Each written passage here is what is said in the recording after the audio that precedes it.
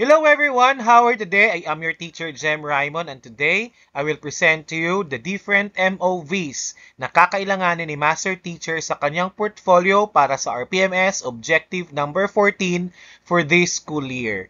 Sa video na to, meron din ako mga sample MOVs para makakuha si Master Teacher na mataas na rating for this objective.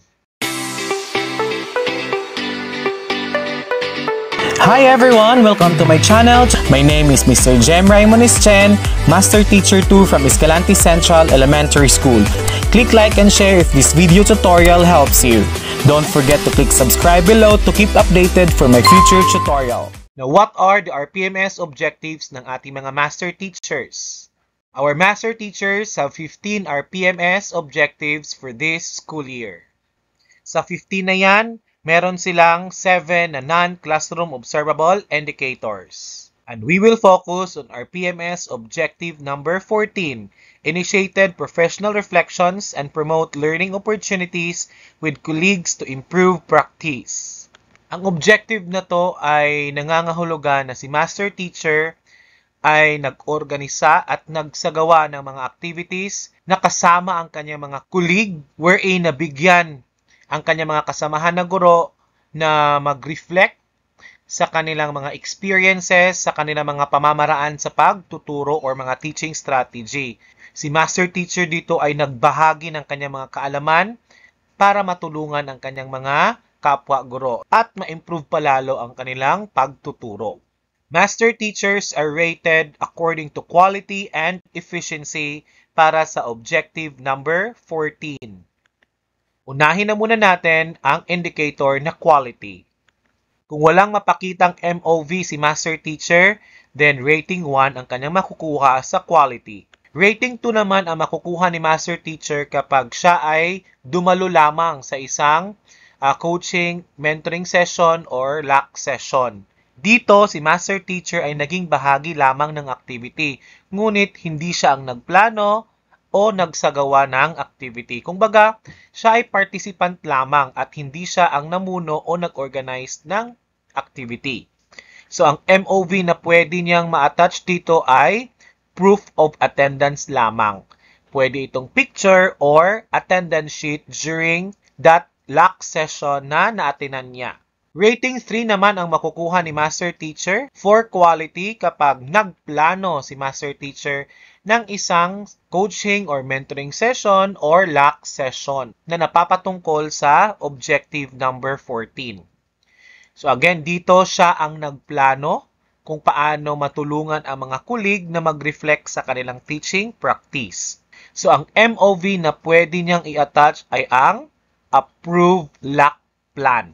Rating 4 naman ang makukuha ni Master Teacher kapag naisagawa niya o nakandak niya ang coaching or mentoring or meetings or LAC sessions man yan na may kinalaman sa objective number 14. Dito, si Master Teacher mismo ang nagpatupad ng activity kasama ang kanyang mga colleague sa pag-reflect on their teaching practice para ma-improve palalo ang kanilang pagtuturo.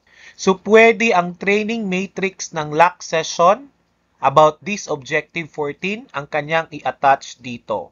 Aside from training matrix, pwede din namang minutes of LAC session ang kanyang ma-i-attach. Dapat nakatala or nakasaad sa minutes ng LAC session ang role ni Master Teacher sa LAC or sa learning action cell na nagawa.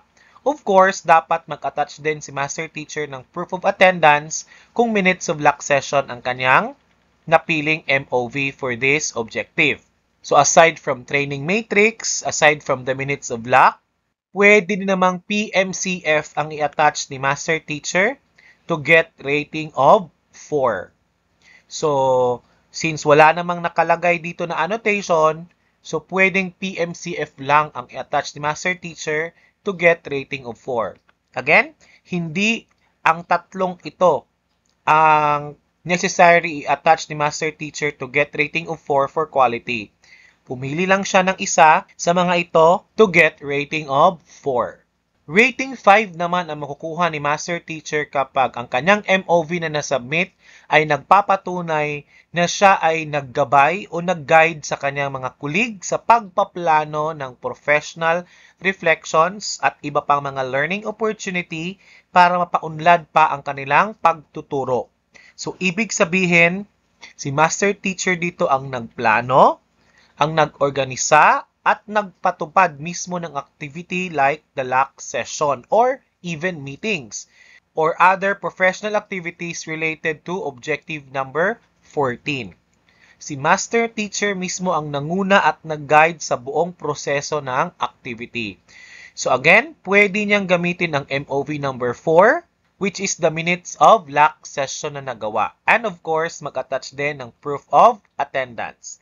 So dapat nakatala sa minutes of LAC session ang role ni Master Teacher at dapat naka-reflect doon ang pag-guide niya kung paano niya ginabayan yung kanyang mga guro in reflecting their teaching practice. Now, here's the sample minutes of LAC.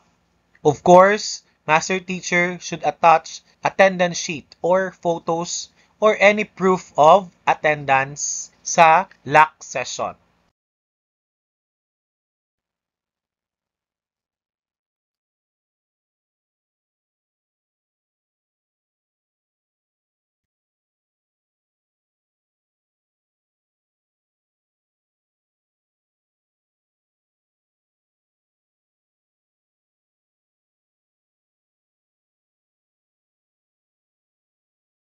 Now, aside sa minutes, pwede ring mag-attach si Master Teacher ng PMCF. So, pwede nang walang annotation dito for this indicator. Now, here's the sample PMCF related to objective number 14.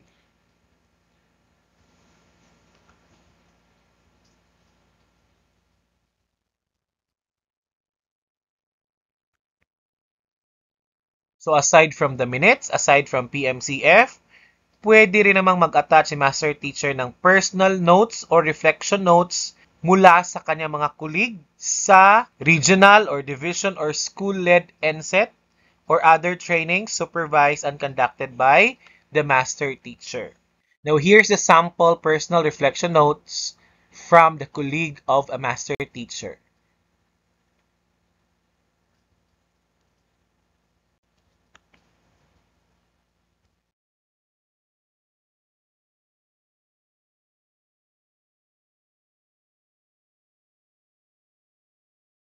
Na kung wala sa mga nabanggit na mga MOVs ang na-attach ni Master Teacher sa kanyang portfolio, and then sa palagay niya ay related yung MOV na yon to this objective number 14, pwede naman siyang mag-attach ng annotations how this MOV can support our PMS objective number 14. Now, let's have the efficiency. Kung walang mapakitang MOV, acceptable MOV si Master Teacher, then rating 1 ang kanyang makukuha for efficiency. Kung nakapag-submit lamang si Master Teacher ng isang acceptable MOV out from the 6 or 7 MOVs listed here, then rating 2 lang ang kanyang makukuha. Kung nakapag-submit si Master Teacher ng dalawang acceptable MOVs from the MOVs here, then the Master Teacher can get rating of satisfactory or rating 3 for efficiency. Rating 4 naman ang makukuha ni Master Teacher kapag tatlong acceptable MOV ang nai-attach niya for objective number 14. Kapag 4 na acceptable MOVs ang kanyang nasubmit, then makakakuha ng rating 5 or outstanding na rating si Master Teacher sa efficiency. Now, that's all, teachers. I hope this video helped you in preparing your MOVs for our PMS objective number 14. Till next time, keep safe, everyone.